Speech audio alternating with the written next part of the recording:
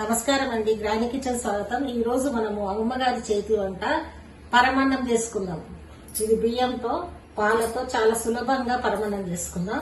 నేను ఒక ప్యాకెట్ పాలు పోసి కట్ చేసి ఇందులో పోసిన స్టవ్ మీద పెట్టిన. దీంట్లో సగం గ్లాస్ బియ్యము ఇంకా ఒక గ్లాస్ నీళ్లు పోసి ఇప్పుడు ఇందులో కొన్ని కాజులు వేసుకుందాం.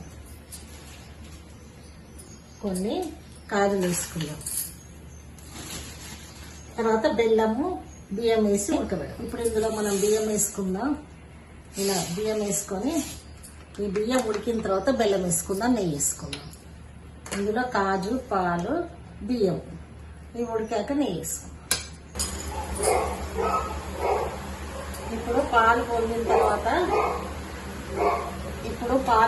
తర్వాత కాజు వేసి మనము ఇన్స్టెంట్ పరమాన్నం, ఇది తొందరగా అయిపోతుంది. ఇలా ఆ పాలల్లో మనం కొద్దిగా బియ్యం వేసి బియ్యం ఉడుకుతున్నాయి.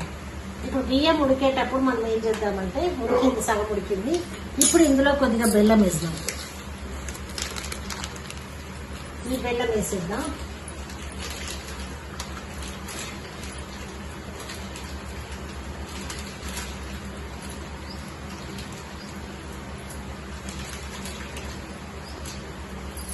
ఇప్పుడు బెల్లం వేసేస్తాం. ఇప్పుడు ఈ బెల్లాన్ని ఇలా కలుపుతుంది.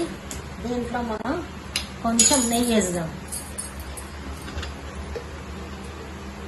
నెయ్యి వేస్తే ఉడికిన తర్వాత పరమాన్నం రెడీ.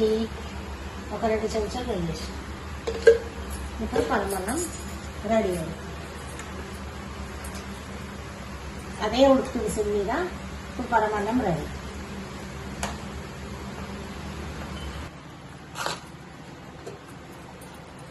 ఇప్పుడు బెల్లంతో పరమాన్నం రెడీ అయిపోయిందండి.